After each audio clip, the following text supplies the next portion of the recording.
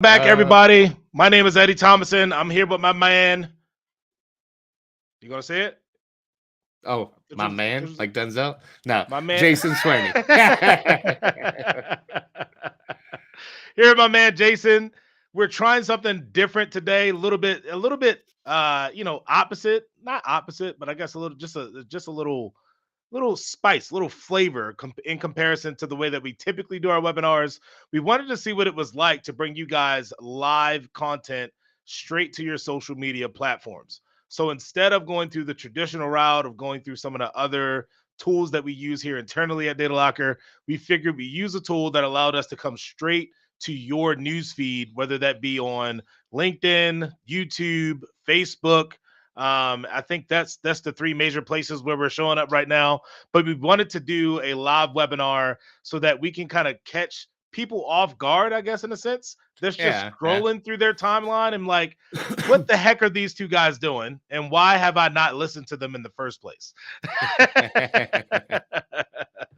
So if you haven't been here or haven't met me and Jason at all, we are obviously here at Data Locker, but we like to do things just a little bit differently, right? We like to bring a little bit of energy. We like to make it a little bit more engaging, a little bit more fun. So if you want to engage with us at all, we actually don't have a chat box or a chat box, but what we do have is the ability for you to comment from whatever platform that you're on. So whatever platform you're catching this live from, whether that again be LinkedIn, YouTube, or Facebook, feel free to share a comment. And then a cool thing that we can do is actually post that comment up on the live screen for everybody else to see as well. So before I get too diving or deep into the weeds of things, Jason, how about you let people know what you're excited about before we even start telling them what this webinar is going to be about?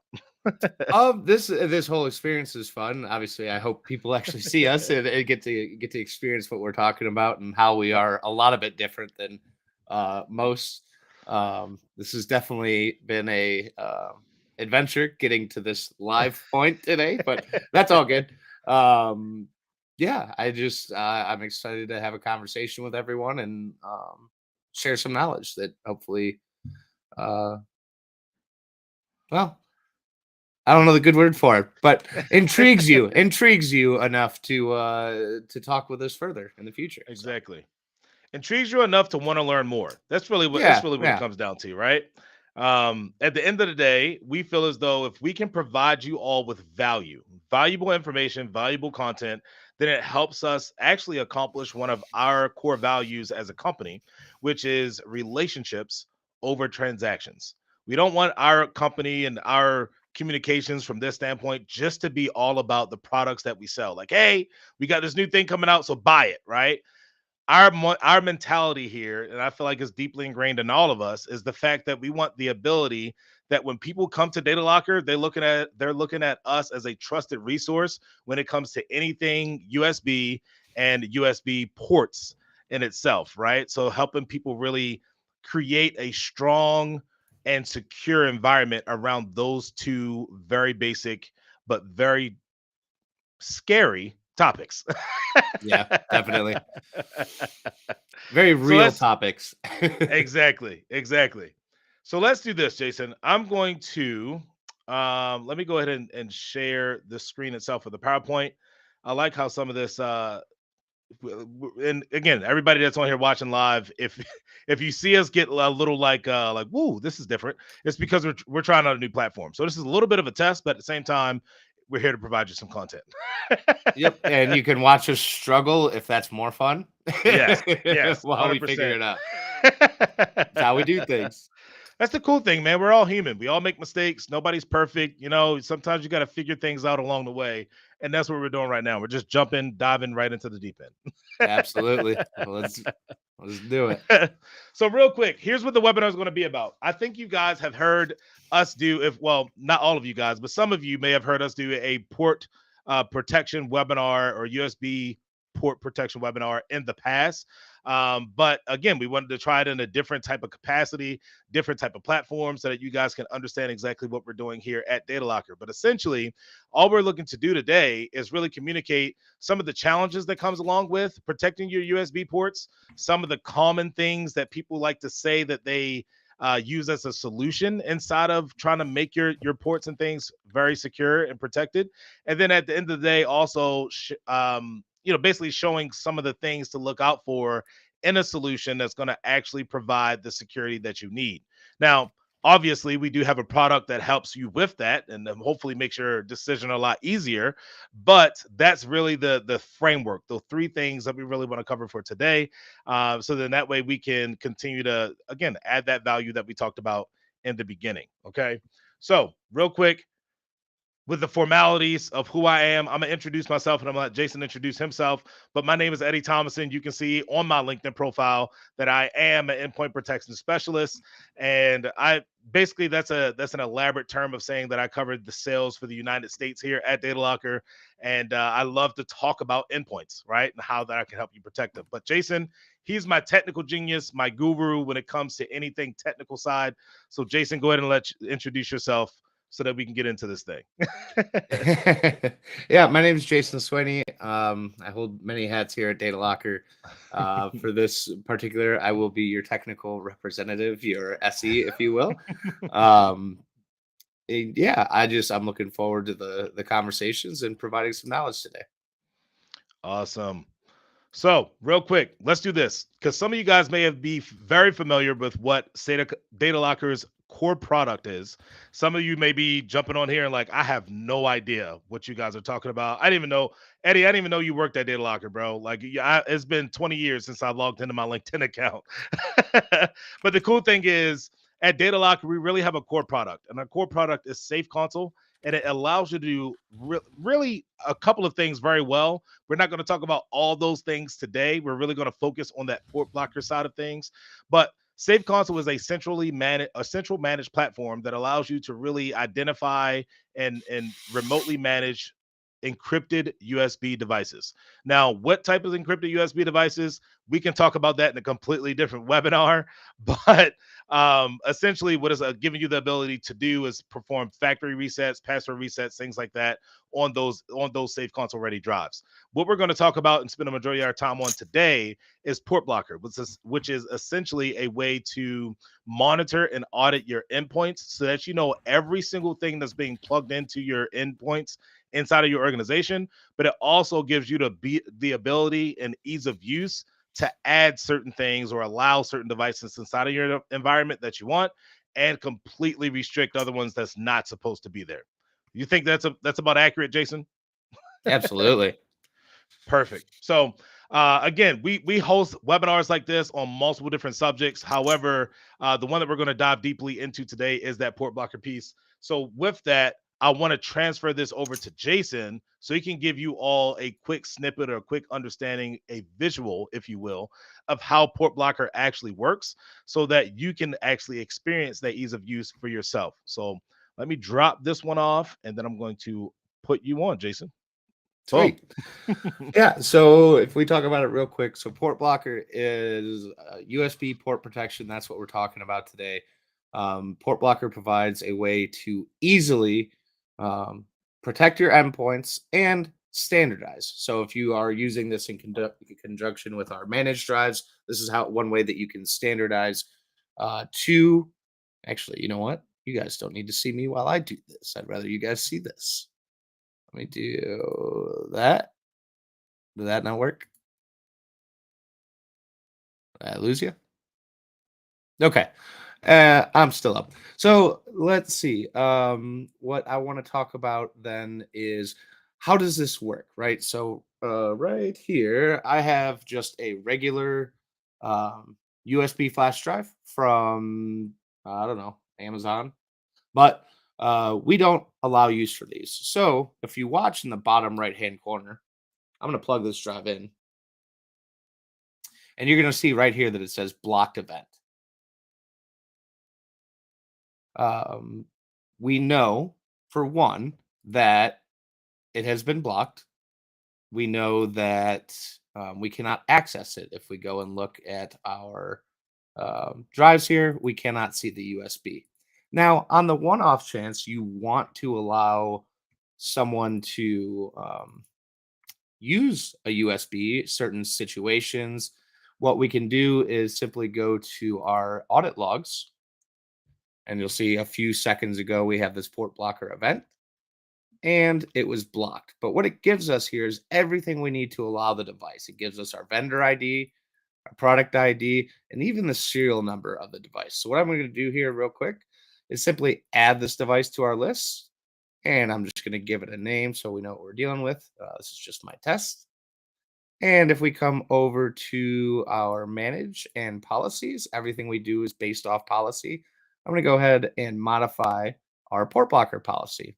What you'll see in here is that there's now a custom entry. If we take it down to the serial number, you'll see Jay Sweeney test. That's me. That's my test. As of right now, it's being blocked. If we want to allow it at the vendor level, we could do it here. If we wanted to allow this line of USB drives, we could allow it at the PID. Or if it's just this specific one, we're just going to allow it the serial number. We can give full access or read only. So we're going to go full access and save this policy. Now the default is 10 minutes. You can take it down to an interval of 1 minute for it to refresh, or we can simply open the tray here. There it is. And click the refresh button. And now if I reinsert this drive, you'll see now it's allowed and my drive is showing up. And it's just as easy, vice versa, to block once you're done with it. So I'm going to go ahead and stop sharing my screen. And pass it back over to Eddie. Perfect. And that's, again, the simplicity of what we do is right in the pudding of what Jason just shared, right? I don't know if you guys have ever experienced or tried to use some type of endpoint protection tool, and every single time you try to add something for a user, and maybe you got to get on the phone and you're like, hey, well, what's the VID on the product? And they're like, what are you talking about? As an end user. Well, okay, all right, you found the VID. It's the VID, whatever it's on. All right, well, what's the PID on the product? Like, didn't I just give you that? Like, no, you did not. It's a process every single time trying to identify that information. Yeah, and a lot of times you can look all you want, but you can't see that information. There's nothing on here. Maybe if you break it open, it's in there really small, but that would also defeat the purpose. 100%. And God knows, I don't think anybody holds on to the packaging of those things because it's probably somewhere on the box.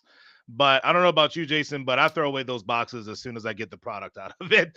I don't just throw them away. Like when I open them, I don't do like the nice scissor cut just in case I got to send it back. I mean, I rip them open. So throw them in the nearest trash can. Oh yeah, I like it. Absolutely. Absolutely. Perfect. So here's what we want to do real quick, because we want to talk about, like I talked about, those three things early on. Is now that you have seen a really ease of use, this is how simple it is to really manage your ports based off of the demo that Jason just shared. What we want to do is really go through those three sections that we talked about earlier, which that very first section is the challenges that typically comes along with USB ports in itself. Okay, so here's what I want to do. Let me go ahead and drop this quick question on the screen here, which is, what is the biggest concern you've had with the USB port? Now, I'm going to give you some time to think about this because I'll give you guys a quick video that should give you a good understanding of some of the common things that we see. But while you're thinking about this or while you're watching the video, I strongly encourage you to drop us a comment on whatever platform that you're on. And then, like I said, we can share that comment with everyone once you share it with us. So let me go ahead and get over to this video, and then we're going to go on mute so that you guys can focus on the video. So let me go ahead and hit this.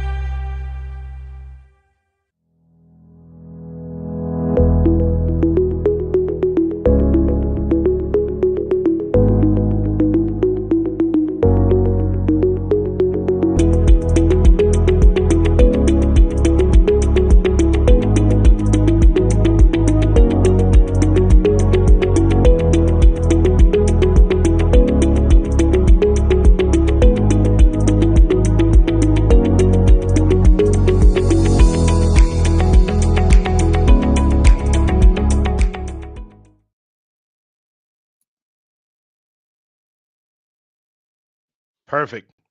So again, really quick, really to the point. That's a common use case that we get all the time is, hey, somebody found a USB somewhere outside in the parking lot. Maybe you are one of those people that you go to trade shows and you take everybody's USB from the trade show floor and then you bring them back to go plug them into side of your company environment, whatever it may be. I think those are some of the common things that we see on the like, fairly often when clients come to us. But Jason, I always like to ask you, man, what is some of the challenges that you've seen with your background being in the MSSP place, or I guess the TSP place, because it's been Yeah. officially renamed. I think TSP, yeah, yeah. I don't know what they're doing. They're just throwing out acronyms at this point. um, Exactly. I think there's three key big ones. Um, you know, external threats, insider threats, and accidental data loss. Right? Hmm. People are people. People are human. Yep. There's plenty of others that all fall into those three main categories. I believe that Mm, almost any situation that you come across can come into those three categories.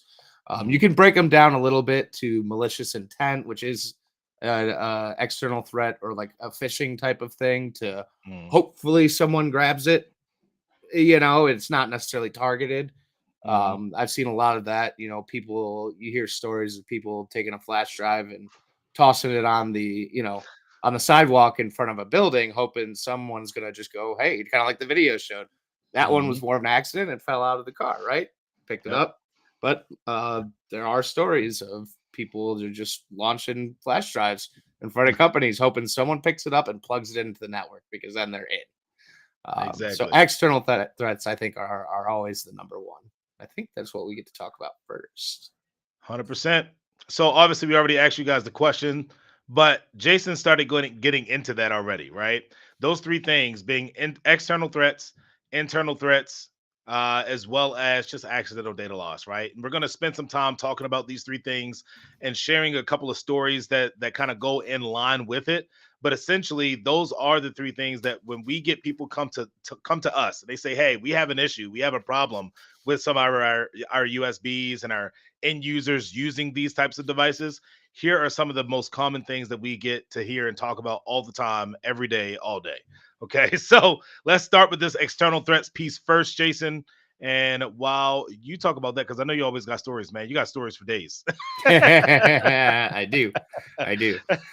I have stories that I've experienced, Yep, and I have yep. stories that are documented. So the ones we're going to talk about today are documented. I'm not sure because we are testing this platform. I don't know how to get these links to you Mhm, as a follow up email or anything like that. But if you do reach out to us, we can provide any of this information, all the links that we use to where this information is coming from. So there's some mhm. statistics on the screen, but I actually have this article.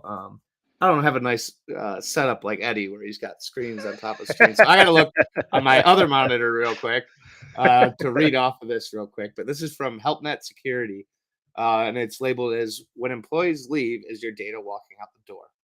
And I found this a very intriguing article, and this I just want to read it from the beginning. It says, in the second quarter of 2021, American workers began resigning from their jobs at a historic rate.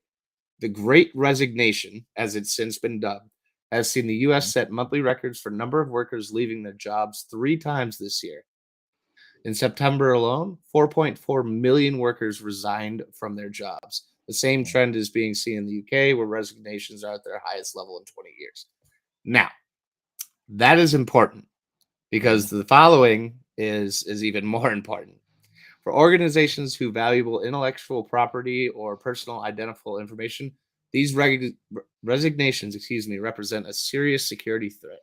According to Code 42, which there's a link in this link to that, the 3 month period between April and June of 21 that kicked off mhm. this wave of resignations coincided with 61% increase in data exposure events from the previous quarter. Wow.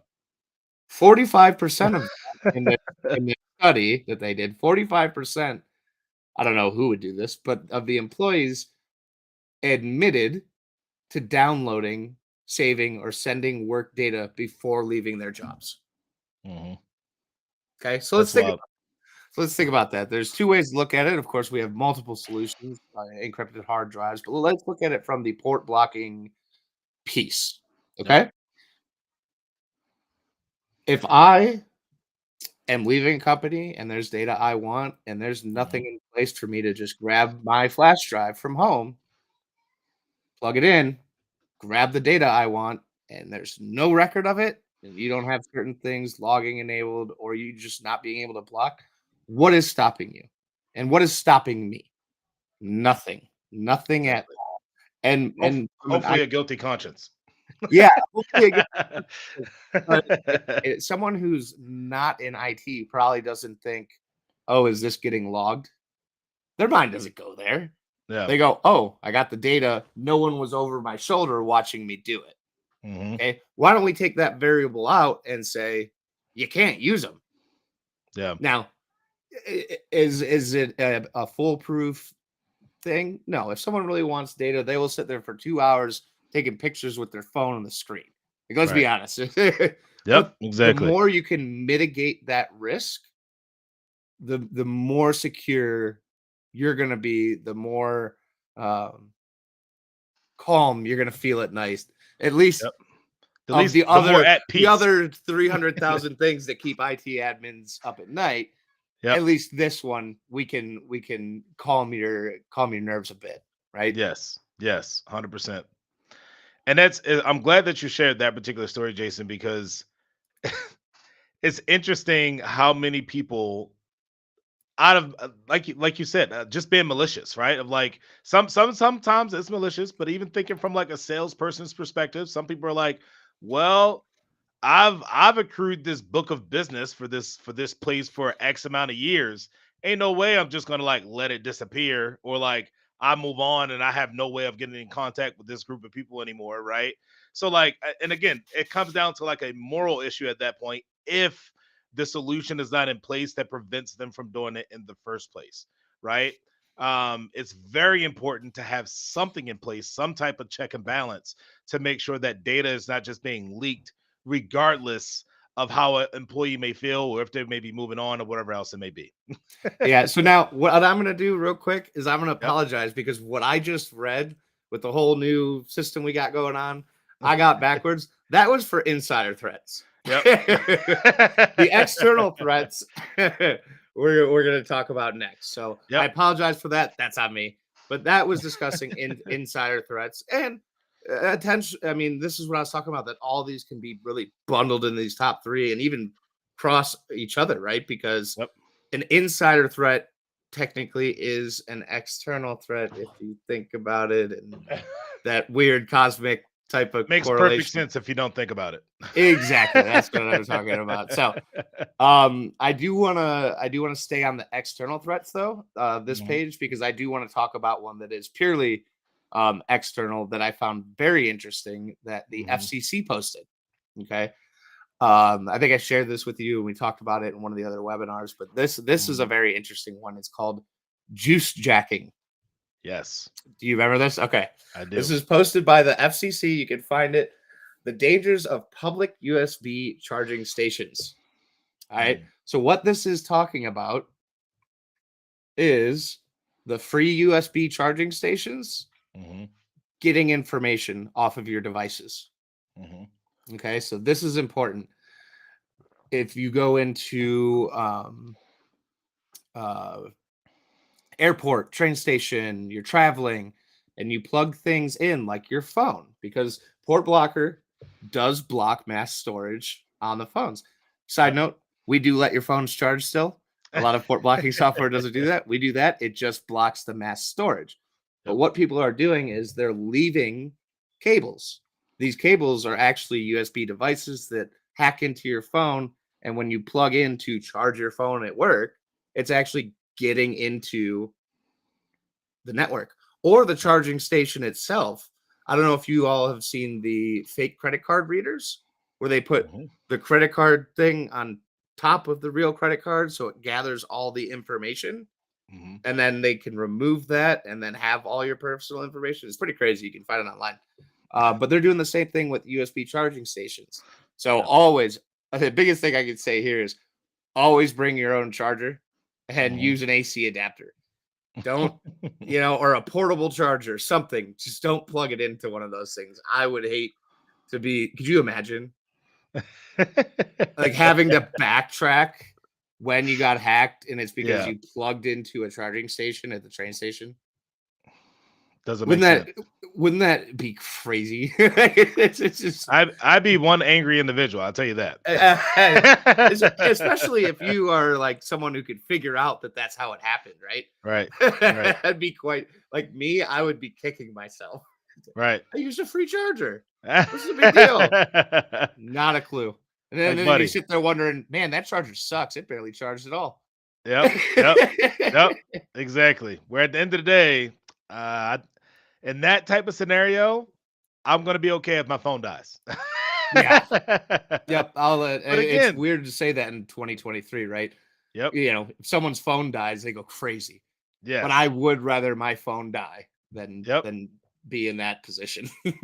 But again, it's all when you're ignorant, you don't know what you don't know, right? Right. That's what ignorance is. So there I know for a fact a lot of people, my wife is probably one of these people, have absolutely no idea what uh juice hacking is, right? Like when it comes down to it, it's like, wait, no, I don't know what that means. Are you talking about like a cool health trend, like a health fad, or as we talk about? No, no, no, no, no. She's like listening in the other room, like, you talking about me? She's actually outside playing with the kids. Okay, Jason. All right, all right, all right. But it's so true. But again, this is one of the reasons why I love the stories that you bring to these types of conversations, because that's something that affects every single person. I think we all travel at some point somewhere to go somewhere, be with family, go on a trip, whatever it may be. If you find yourself yeah, well, find yourself in a situation where your phone is dying and you see some type of free charging station because you forgot your charger, just say no, right? We're gonna like take it all the way back to like the 90s when they say just say no to drugs. That's And what you that know is. what? Now, granted, if you still are using the newer flip phones for the people that Yep. don't like smartphones that has USB, there's not much they're gonna get. All right. If Right, it's an right. emergency, just consider the risk. That's Yep. what we're saying. And make sure that you're protecting from an IT administration standpoint, you're protecting your network from allowing someone to plug a device that's been hacked that way into your network. Exactly. Yep. So I mean, you covered the external threat side of things. We actually already covered the insider threat side of We things did. before we covered the external threats. So let's move on to this accidental data loss piece, because I always think this one is very interesting because it's the one that people most of the time write off as like, oh, this thing will never happen to me, right? But at the end of the day, people are people. We all make mistakes.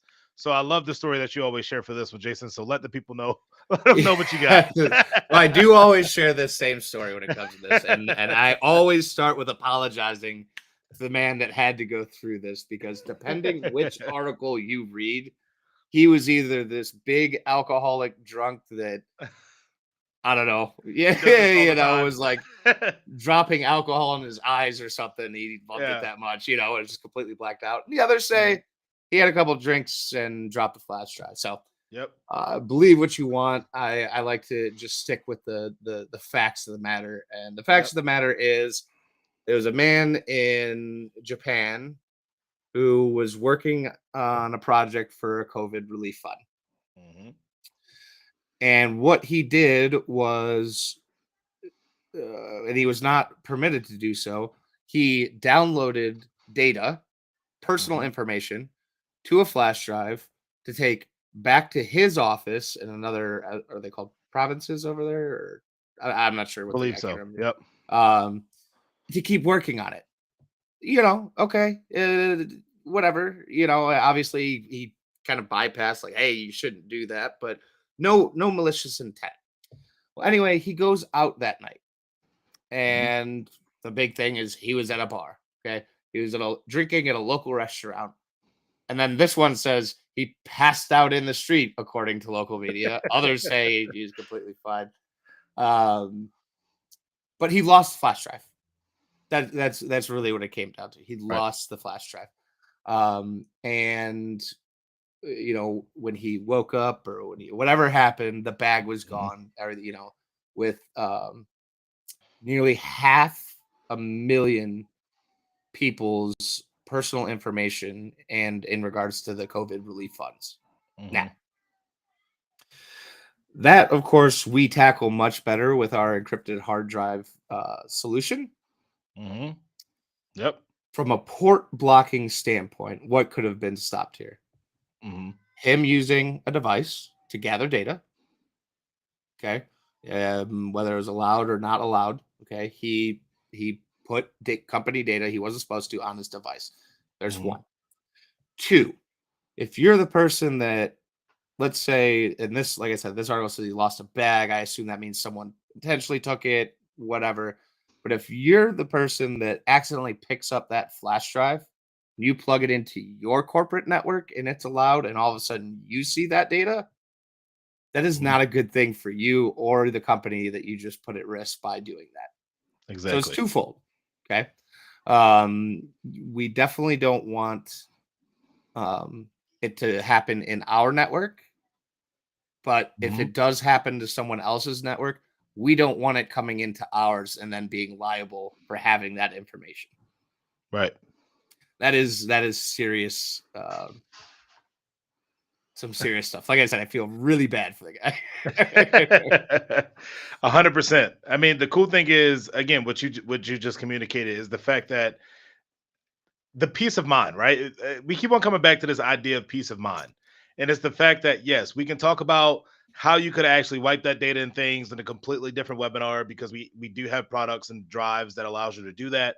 But when it comes to the overall thought of, port protection in itself, having these different things in place kind of ensures that accidental data is not lost because on that particular type of drive where someone is not an encrypted drive, is not protected by some type of password or have some level of encryption on it, somebody wouldn't just be able to come in, plug that drive in, right? Or even an employee won't be able to plug that drive in and then take it outside of the environment and not have some sense of security already on that drive itself, right? Yeah. So again, we can get into the weeds of what that looks like and why it's important to have encrypted drives compared to using standard, drives like Jason used during the demo on from YouTube. I mean, from Amazon, From but you, from YouTube. Yeah. from I YouTube. purchased that from Google themselves. We can get into a whole nother demo on that in itself.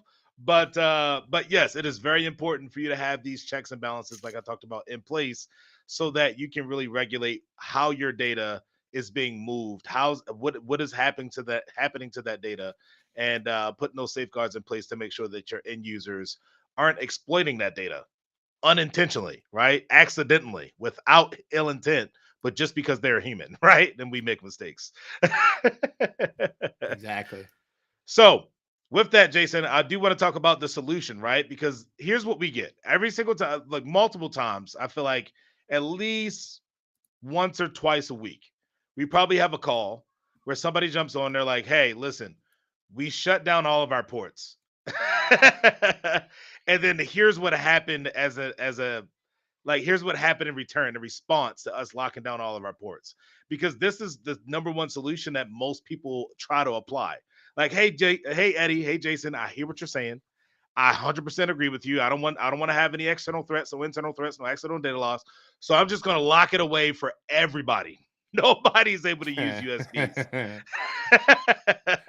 But what are some of the things? I guess some of the stuff that you've heard in this type of approach, like the stuff that happens as a response of that. So let's get the funny ones out of the way. Has anyone seen anyone epoxy USB ports? I've Concrete? seen it. Concrete? I haven't seen a concrete. Literally solder them off a motherboard.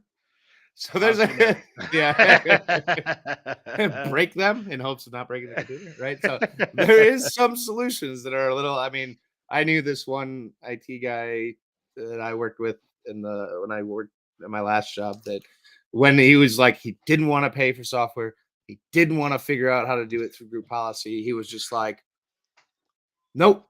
So he would literally, whenever they bought new computers from us, we'd image them, do everything, and ship them to him. And before he shipped them to the end users, he would go in and unsolder the USB ports. It's a whole So different level. it's a whole different level. So, what is the real solution, right?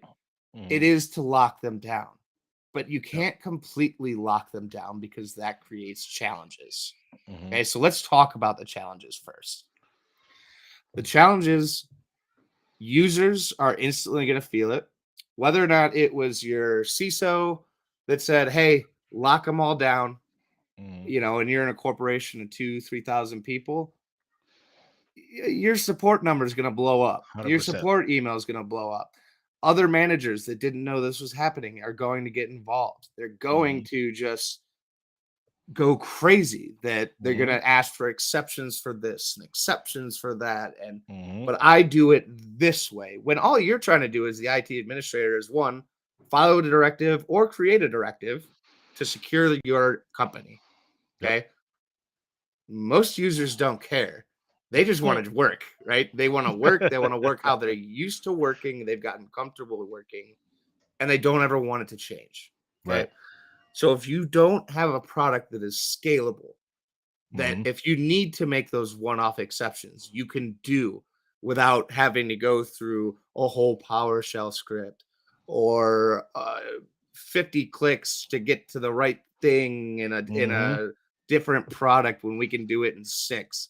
Yep. You want something that is easily scalable. You Mhm. can make different policies for different sets of users, so you can keep your C-level, your executives Yep. happy, right? Because they're going to do what they want regardless of what you say, unless you are a CISO, right? Yep. um, Management, and this is when we start talking about um, standardizing Yep. to a single type of drive. Okay, let them use a USB. Okay, let it be an encrypted managed hard drive. Yep. And you know what? Of course, we prefer it's ours, Mhm. but do yourself the favor and don't allow these one-offs, right? Yep. Because these are what gets you into trouble. These are what come into your network. Mhm. There's so many options out there to get in via USB. It's crazy. So Mhm. the headaches here: loss of user productivity. You're going to hear about it. Yep. The Yep. management headaches. You're going to hear from all the managers, Yep. and all of a sudden you realize the solution that you decided to put in place isn't scalable. It Yep. can't handle the change when it needs to, Exactly. which Well, takes here's us into the final piece.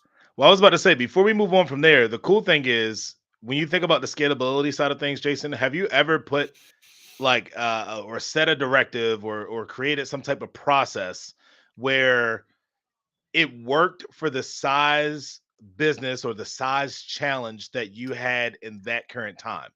And then because of maybe a merger, an acquisition, something happened with the business where growth just grew exponentially. And then you're like, whatever I put in place back here is not holding up to the mass volume of things that's happening now. Right?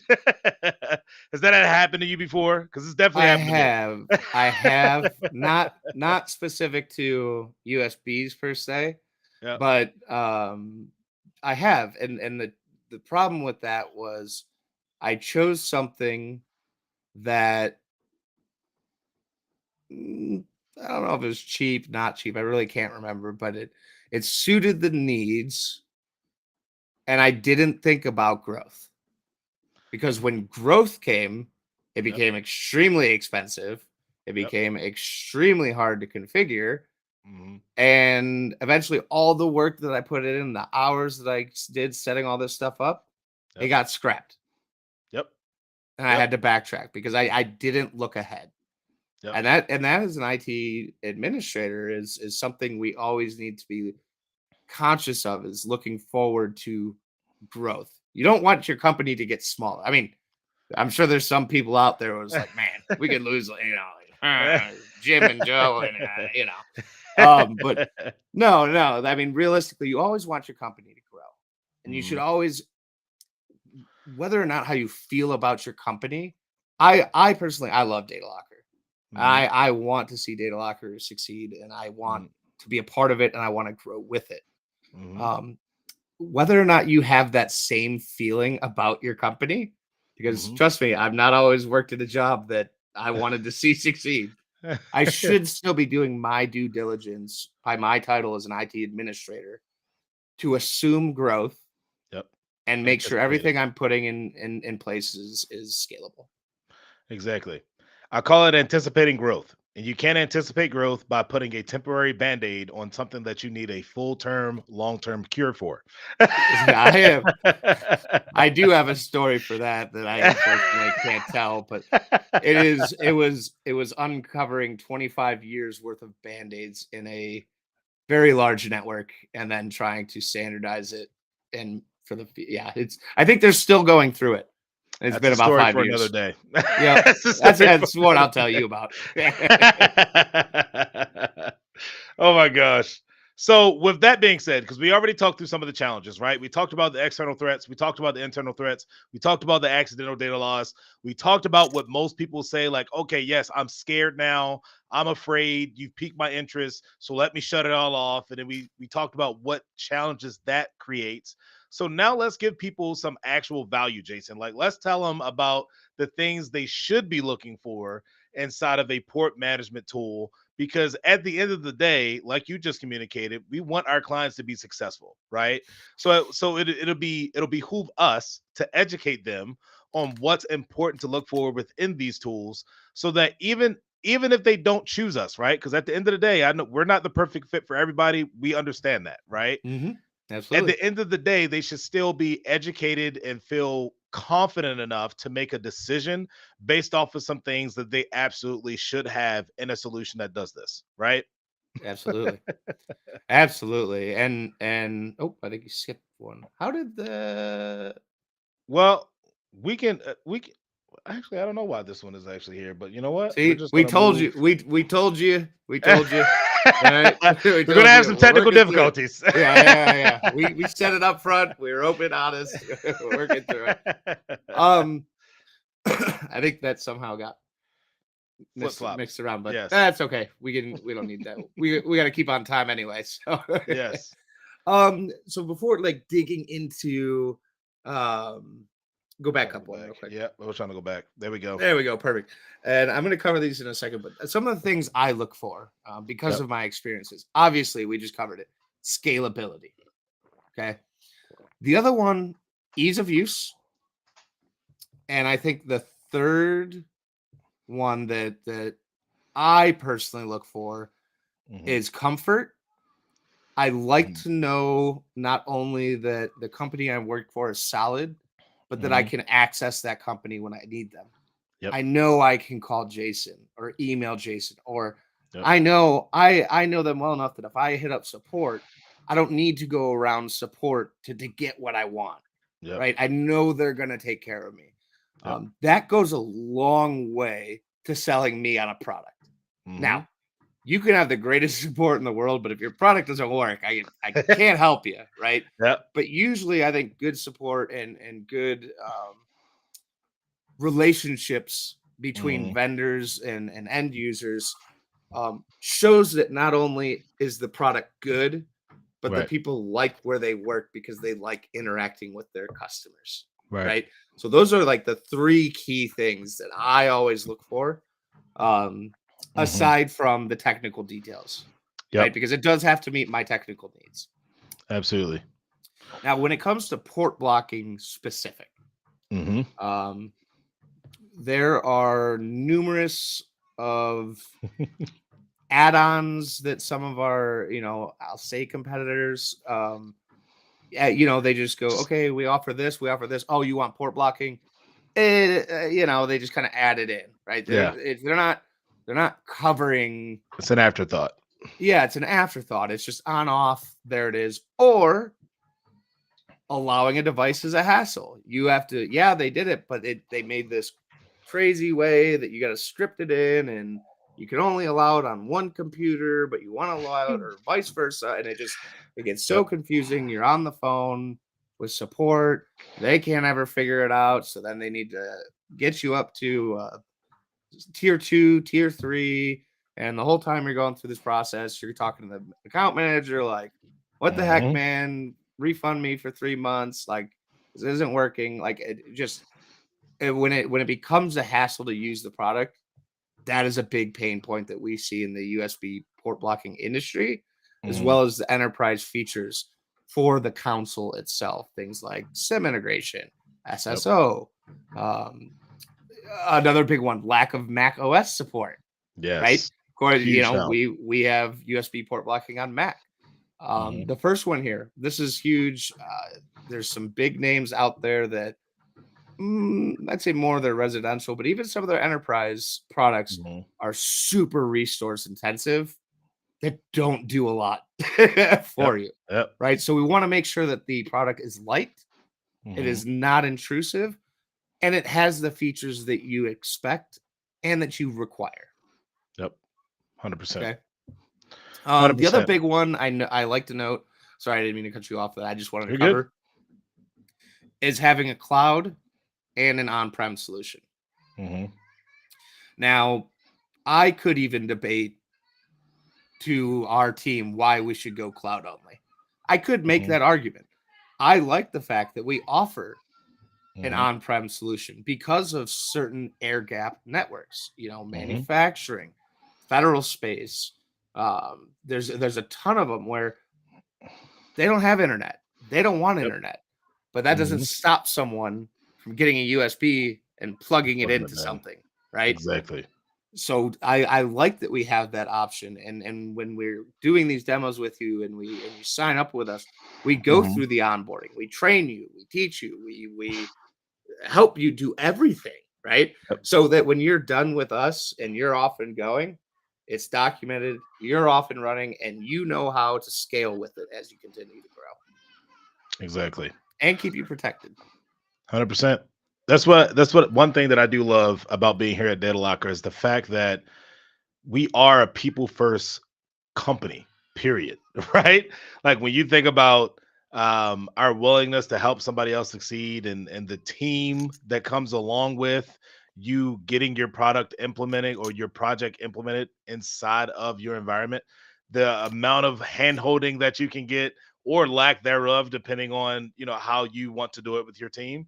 But just having a few people trained, it is absolutely phenomenal when it comes to the support side of not just onboarding but also the process of continuously keeping in touch, right? Having a customer success manager, having those different people in place to make sure that the solution is working fully for you, right? And that you didn't just pay for a ticket or not pay for a ticket, but paid a price for this thing that just sits on the shelf. And literally sits on the shelf. I mean, most Yeah. companies, I think even us went through a phase where it's like, all right, we sold it, have fun. Yep. But then Yep. comes renewal and they haven't even implemented it. Those Exactly. days are gone. At least for us, those days are gone. Yep. We want to be involved. We want to get you moving in the right direction. When you sign up, when I get on the call, I'm like, we're deploying everything, right? Like we're doing Yep. it today. Like, I know that's not always the case, but Yep. that's how I look at it. Exactly. 100%. So, real quick, I will say if you do want access to this guide, and whether you're looking at this live right now or you're going to be looking at this on the replay after the fact on these different platforms, just shoot us a comment and tag Data Locker in it. We'll make sure that somebody on our team sees your comment and we'll either get that to you, whether that be directly via DM or if it's on YouTube, we'll figure out a way to actually get that document to you. But just let us know that you want it. We can get you access to this best practice guide, which essentially talks about the things that we already talked about here today, but also gives you some action steps on what you can do right now with probably some type of tool that you have in place inside of your environment to make sure that you're keeping what you can or what ports you do have available secure to some extent, right? Without the use support blocker in itself. Um, so, I mean, this is we're doing great on timing. Look at that, Jason. We got 10 minutes left. We usually try to leave 15, but Yeah. even with the technical difficulties, though, I would give this a A for us, right? Or actually a Eh, A minus. Give it an A yeah, minus. yeah, with the technical difficulties and winging as we normally do. We don't always wing it. Eddie and I like to wing it when we're talking. That's a little different. I think we did 100%. all right. Obviously, we're gonna have to do some tweaking, but Hmm. um, yeah, it went all right. Yeah, QA. I'm not. I haven't seen any chats. Yeah, I'm not sure that if I can. While we're still figuring out this platform, but right. I um, don't think you can. I think I'm going to be the only one that's able to see it as of right now, unless we can add you as a different type of admin or something in the future. But okay. I do want to give people the opportunity again if they're on the screen. I guess this is the cool part. Remember we were like, why are they going showing the QR code?